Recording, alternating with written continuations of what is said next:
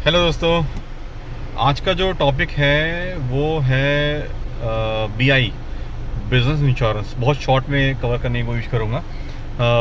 जैसे हर व्यक्ति का इंश्योरेंस होता है, हम प्रॉपर्टी का इंश्योरेंस करते हैं या जानवरों का इंश्योरेंस करते हैं, तो जैसी वैसे ही हमारे जो बिज़नेस है वो एक एंटिटी होता है। खासकर पार्टनरशिप, जिनका खुद का पैन कार्ड होता है, partnership, private limited, company limited, ऐसी कंपनीज होती हैं जिनका खुद का पैन कार्ड होता है, ये एक एंटिटी कहलाती हैं।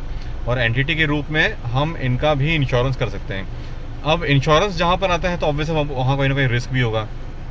रिस्क को अगर हम कवर करने जाएंगे तो ये वीडियो बहुत बड़ा हो जाएगा, लेकिन ये वीडियो आज उन लोगों के लिए है जो चाहते हैं कि बिज़नेस इंश्योरेंस के बारे में सोचें, समझें और क्यों ना इंश्योरेंस को ज्वाइन करें और बीआई को अपना एक अच्छा टूल बनाएं और लोगों तक एक अच्छी चीज़, एक अच्छा कॉन्सेप्ट पहुंचा पाएं। लेकिन बीआई का एक बहुत अच्छा बेनिफिट है।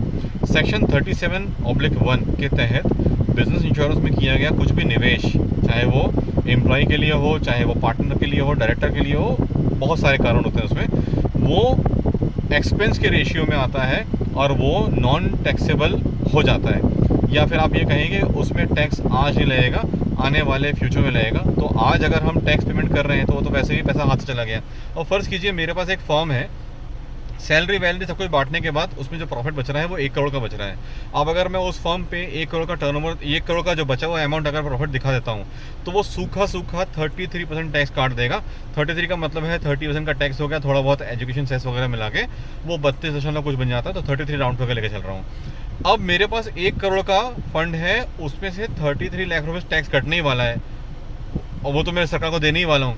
क्यों ना मैं उसको 50 लाख रुपए तक खींचूं और उस 50 लाख रुपए को मेरे एम्प्लॉयज़ के लिए या जो मेरे घर के मेंबर्स हैं जो मेरे बिज़नेस में एक अच्छा खासा योगदान निभा रहे हैं और सैलरी विड्रॉ कर रहे हैं, उनके नाम पे सेविंग्स कर लूँ।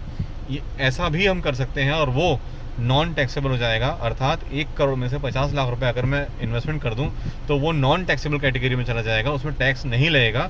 अब जो टैक्स था 33 लाख रुपीज़ का 1 करोड़ में, वो सिर्फ लगेगा 50 लाख रुपये में। बिज़नेस इंश्योरेंस बहुत इजी है, बस फ़र्क है समझने का, उसको जानने का। और बिज़नेस इंश्योरेंस में बड़े प्रीमियम्स आराम से उठते हैं। अगर आप चाहते हो कि इंश्योरेंस में करियर बनाओ और बिज़नेस इंश्योरेंस को अच्छे से समझो, तो आप बिज़नेस इंश्योरेंस को अच्छे से समझने के लिए मुझे ज्वाइन कर सकते हो। मैं आपको सिखा सकता हूँ। 22 सालों से मैं इंश्योरेंस इंडस्ट्री में काम कर रहा हूँ। लास्ट 3 ईयर्स से मैं बीआई को संभाल रहा हूँ और अच्छा खासा मैंने बिज़नेस भी उठाया है और लोगों को एक अच्छा सॉल्यूशन दिया है। नेक्स्ट वीडियो तक के लिए जय हिंद, जय भारत।